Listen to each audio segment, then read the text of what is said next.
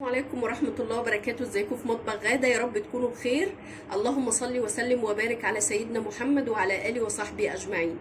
النهاردة بقى معانا وصفة إن شاء الله. المدارس بقى موجودة وولادنا بدأوا المدارس. عايزين بقى حاجات على الفطار. كوباية شاي بلبن، كوباية لبن. عايزين شوية قراقيش مع المذاكرة مع كده، تبقى موجودة في البيت، بيتك يبقى عمران بالخير. هنعمل ان شاء الله المنين النهاردة بطريقة جميلة جدا بإذن الله، تعجبكم وتبقى ناجحة جدا معاكم. اول حاجة انا هبدأ على بركة الله معاكم وانا شغالة. ده مج لبن دافي. هبتدي بقى كده على بركة الله. هحط معلقة سكر كبيرة او معلقتين، ادي معلقة، اتنين في اللبن.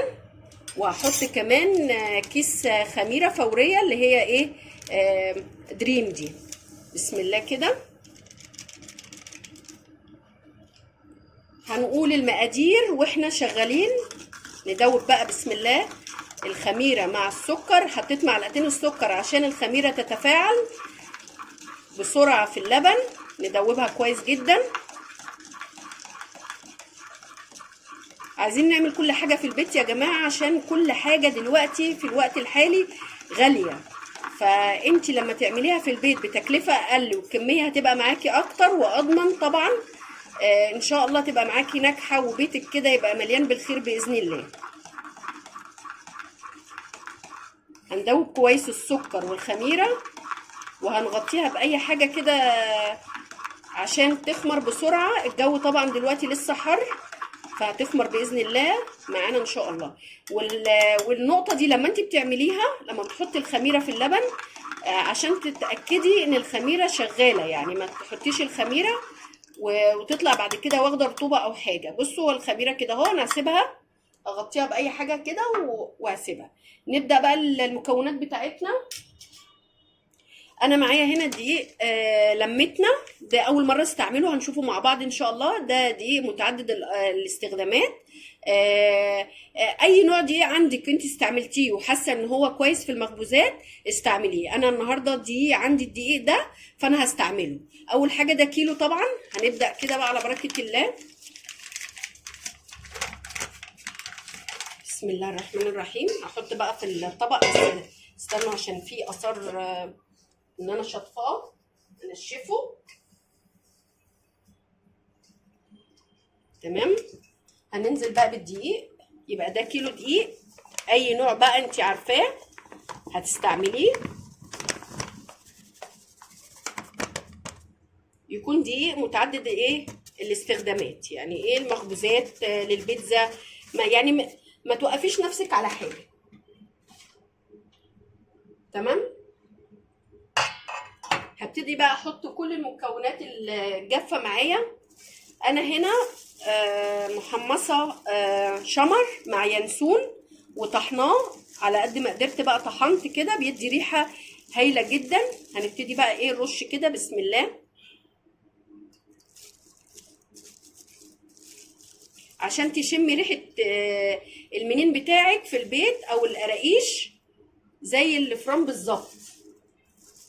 تمام. واحط بقى ايه، معلقتين كبار سمسم متحمص، يعني انا جايباه اصلا من عند العطار متحمص.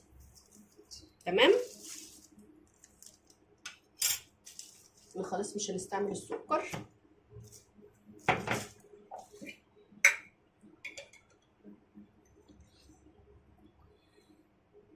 هنحط معلقه ملح صغيره، مش هكتر. وعايزه كمان احط معلقه بيكنج باودر.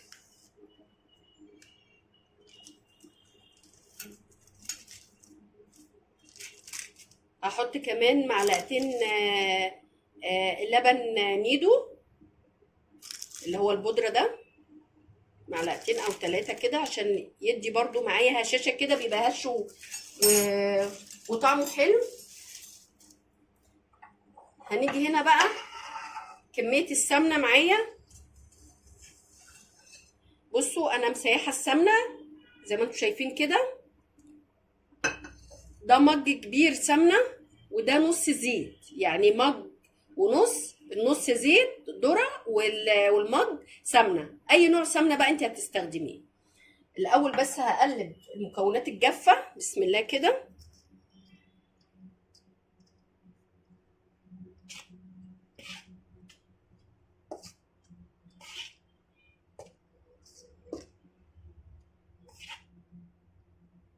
عشان اتاكد ان السمسم والشمر واليانسون والبيكنج باودر اللهم صل على سيدنا محمد والملح وكل حاجه جافه انا حطيتها، اتخلطت مع الدقيق، ما يبقاش ايه متكتل في حته واحده. عايزه تزودي سمسم براحتك، عايزه تقللي براحتك، عايزه تشيلي الشمر او اليانسون، يعني اي حاجه عايزه تضيفيها او تقلليها دي ترجع لك انت، وازاي انت بتحبي الحاجه وطعمها وعندك في البيت. طالما مش هتأثر على العجينه فما فيش مشكله. خلاص كده احنا قلبنا كده اهو. احنا دلوقتي بنعمله خطوه بخطوه عشان خاطر انت تبقي عارفه المكونات. طبعا السمنه مسيحاها سخنه، بسم الله.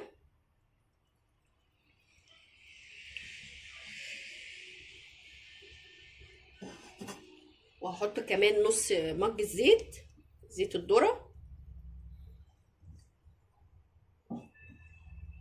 ونبتدي بقى على بركه الله كده هنبس الايه الدقيق بتاعنا مع السمنه مع الزيت مع كل المكونات اللي احنا بنعملها.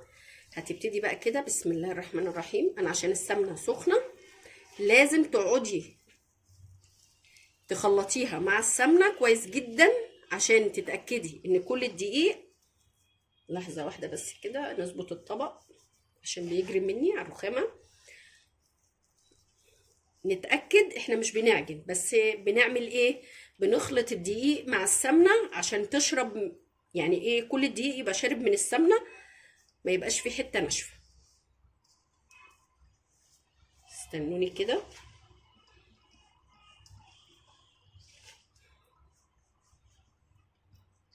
هحاول انزل السمنه كلها.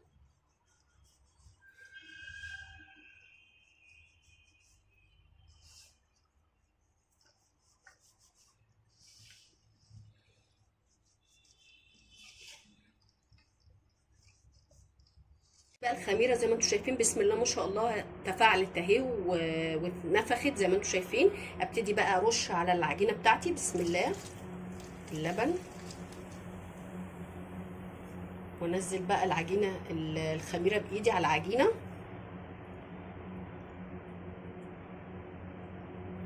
اتاكد بقى ان كل كميه الخميره، وابتدي بقى ايه بسم الله كده الم العجينه. هي هتشرب كل اللبن اللي انتوا شايفينه ده.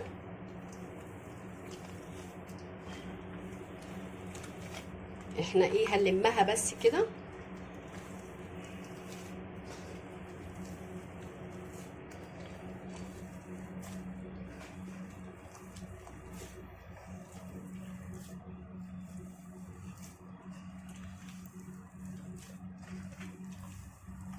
زي ما قلت لازم تشبعيها بالسمنه كويس جدا، تفضلي تبسي فيها لغايه ما تشرب كلها من السمنه.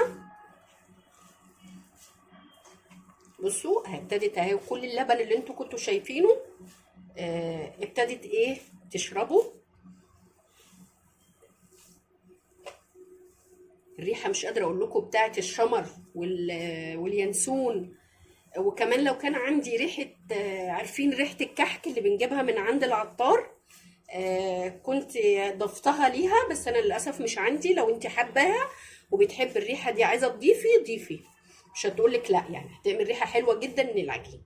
نزل كده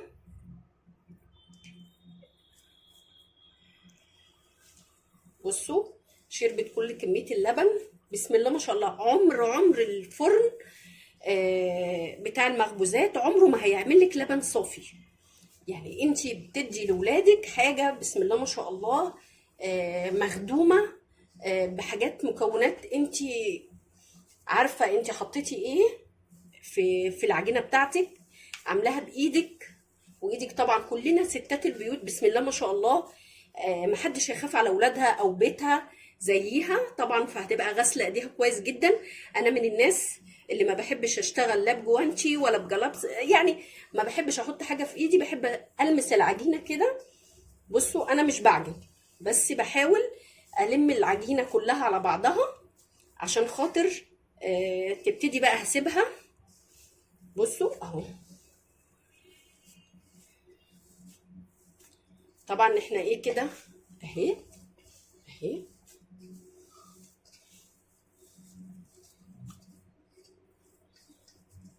العجين ده ما بيتعجنش يا جماعه، اهي كده اهو. سمنتها بالنسبه لي مظبوطه تمام اهي. هسيبها حوالي نص ساعه ساعه على حسب الجو عندك، وتشوفيها ان هي اتنفخت معاكي كده وخمرت وارتفعت. هتبتدي بقى ان شاء الله نكمل الوصفه ونبتدي نشكلها وان شاء الله نسويها، وباذن الله تبقى وصفه حلوه جدا وتعمليها في البيت. متنسينيش في اللايك، اوعوا يا بنات تنسوا اللايك بالله عليكم. خلاص هنسيبها تخمر ونرجع لكم تاني. دلوقتي العجينه بتاعتي خمرت اهي. بصوا لما تحسي ان هي بقت طريه كده وانتي بتدوسي عليها، هنبتدي بقى على بركه الله. هاخد بقى قطع كده وانا مغطياها دلوقتي اهو. بصوا بقى هاخد بقى قطع انا مغطياها بالفوطه، وابتدي بقى ابرم فيها زي رغيف الفينو كده بالشكل ده، هي عشان خمرت جامد. وتبتدي بقى تبططيها ونظبط في الشكل على حسب ما انت عايزه. ريحتها مش قادره اقول لكم، بسم الله ما شاء الله. عايزه تعملي اقل من كيلو، لو انت اول مره تجربيها وتعملي كميه اقل نص كيلو مثلا او حاجه، تقدري تعمليها بالطريقه اللي انا عاملاها دي، بس تقللي المكونات ايه المقادير. النص كيلو طبعا هياخد اقل سمنه، اقل لبن، اقل في المكونات دي. من الشاي من اليانسون اهو. ابتدي بقى ايه اظبط كده الشكل وافرد بايدي.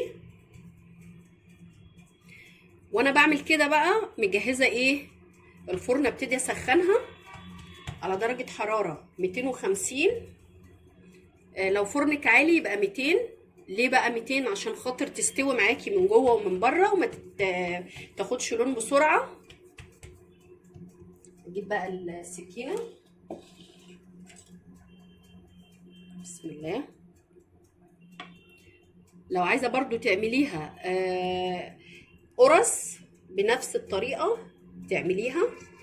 نشيل الجزء من هنا وهنبتدي بقى ايه ناخد مقاس معين كده. القطعيه اللي انت حباها فيها هيبقى طويل هيبقى قصير على حسب ما انت ايه مظبطه ايدك تمام.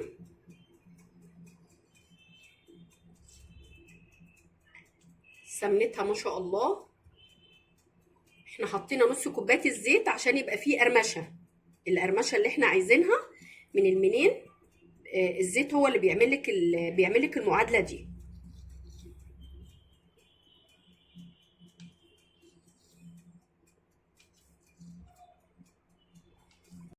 بصوا دلوقتي بسم الله ما شاء الله العجينه خمرت. انا بقى بعمل ايه الحركه دي متعلماها من والدتي الله يرحمها. لازم تعملي كده بتدي شكل، وفي نفس الوقت عشان الخميره ما تبقاش ايه مش عارفه هي ليه، بس انا بقول لك هي كانت بتدي شكل. واعتقد عشان ما القراقيش ما تنفخش قوي بسبب الخميره تمام اهو كده. انا بيعجبني شكلها جدا فقلت اعملها معاكم. انا كده هعمل كل الصينيه او كل الصواني اللي انا هحطها في الفرن. الفرن عندي سخن دلوقتي، وهي بسم الله ما شاء الله عشان الحراره بتاعت الجو ما خدتش وقت خالص في التخمير تمام. هحطها في الفرن دلوقتي وبعد ما تطلع ان شاء الله هوريها لكم. زي ما انتم شايفين اهو بسم الله ما شاء الله الكيلو عمل لي الكميه اللي انتم شايفينها كده. بصوا انا عايزه اوريه لكم لسه طالع من الفرن، لازم يبقى مستوي كده معاكي تحفه جدا.